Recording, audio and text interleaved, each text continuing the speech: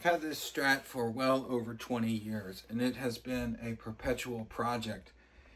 This is a guitar that's really helped me figure out who I am as a guitar player. This is a guitar that has been with me on my journey of finding my own personal guitar voice and developing it and learning how to use it.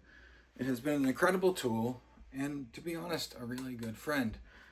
And it's like me, uh, it's in process. It's a project guitar. I love the idea of having a project guitar, and I'm blessed to have had this one with me for so long.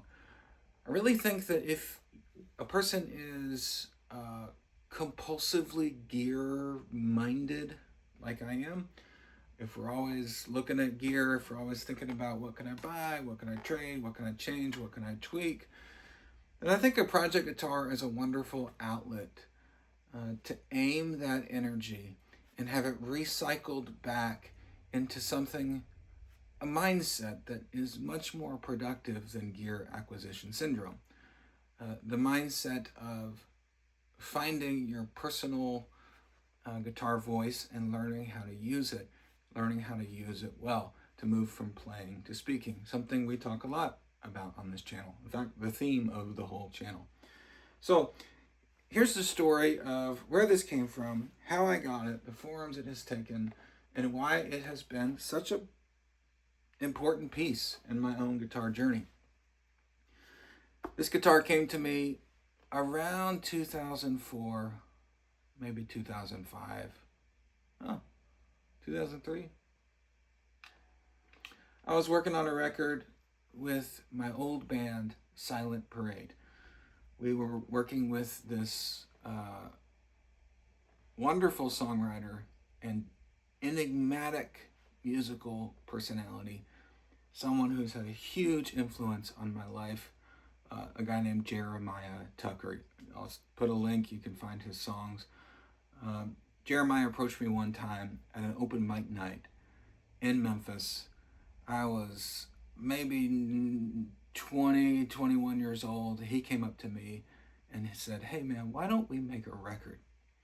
I didn't know who he was. If that happened today, I would say thanks, but I'm good. Because it's somebody I didn't know and making a pretty big ask. But I went for it, and that decision ended up changing my life. This video is not about that. Maybe that's another video. Anyway, we're making this record. We're working in this old, kind of rundown studio building in West Memphis, Arkansas. And one day we're tracking something and I'm kind of snooping around. I had a break and I found this tweed Fender style electric guitar case in one of the rooms in the studio. I popped it open and this guitar was in there. It looked very different than this. It was sunburst, and it was, it didn't have these tuners. It didn't have a humbucker here. It had a regular white pick guard. It was, as far as I could tell, a 1997 American Standard Strat. I pulled it out and I asked Jeremiah, "Whose is this? Is this yours?" And he said, "Oh, it's like a studio guitar. It belongs to my business partner. Why don't we use it on a couple songs?" So we were going to track a guitar part for this song called "We All Fall Down." And it's sort of this like chorusy, Pink Floyd like thing. And I go in this, I had clear memory. Go in the studio, I was using this, and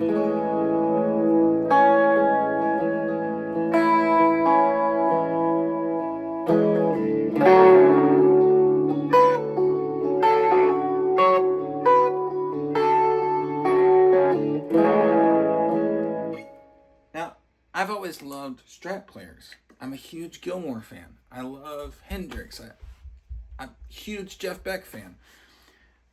But for me, I'm more of a telly player, and Strats have always felt kind of weird. Don't really know exactly how to make it work. But this one, I remember walking in and started playing, and it just felt right. I knew exactly what to do with it. Something magical happened. I had this connection. I used it on several songs, and Jeremiah ended up saying, just like, "Hey, why don't you just take it for a while? Nobody's using it. Just use it for a while." And I took it and used it for a while, and that ended up being quite a long while. years later, I still had it, and he and I were still friends. And he worked out a deal where I could buy it from the original owner and kind of settled the accounts on the Strat, and it became mine. It has been with me. It's been on almost every record that I've ever played on. I've written tons of songs on it, played hundreds of gigs. It's kind of a part of me as a guitar player. It helped me to figure out who I am and what my sound is, because before, the idea of, well, David Gilmour plays a Strat, Jeff Beck plays a Strat, Hendrix, plays a Strat.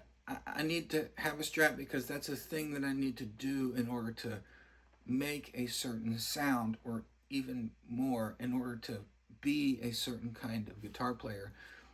These are the things that were in my mind. It was, a Strat makes a sound. I want to make that sound. Therefore, I'm going to play a Strat and that sound will happen. That was sort of the mindset, and I could never make it work. I picked this up, and whatever it is about this guitar, playing a Strat was an idea that sort of disappeared from my mind. And this just became the guitar that I was playing in the moment. In a way, the guitar, when I picked this one up, sort of disappeared. And that Trek, that We All Fall Down song, isn't something that continues to exist as a chorusy Strat part. It continues to exist as Charlie playing guitar on a song he wrote. Now, that's what made this so special. However, because I'm perpetually, habitually, obsessively gear-minded, like so many of us, in my own guitar journey, you come across ideas and things people talk about that can make your tone magical. Things like changing pickups, or changing saddles, or having a nitro finish instead of poly. All these little hacks that will just take you all over YouTube, take you to the next level as a guitar player. And as I've played, this has been the guitar that I've tried that stuff with.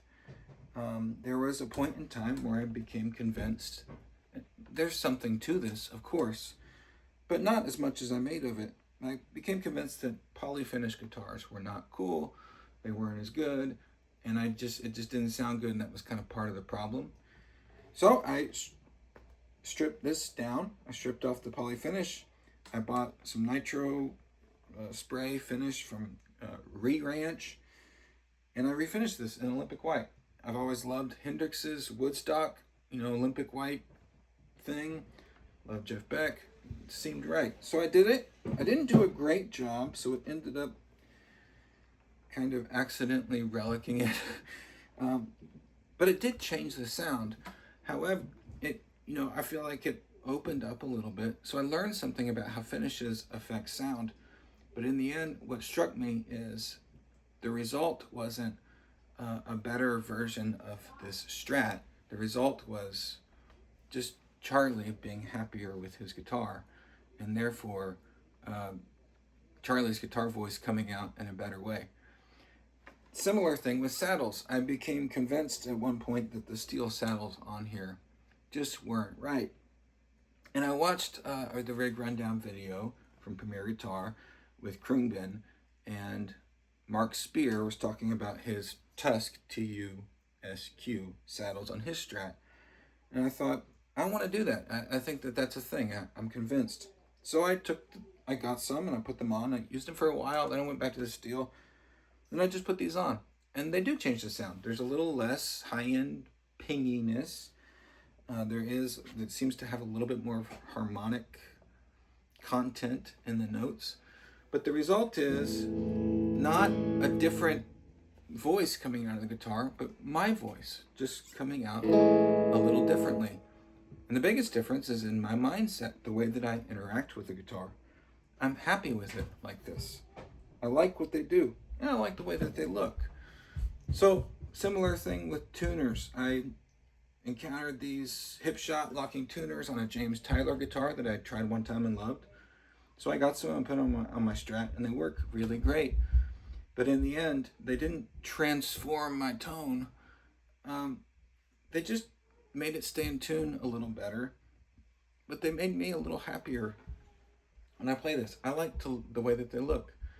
I like the way that you can change strings quicker.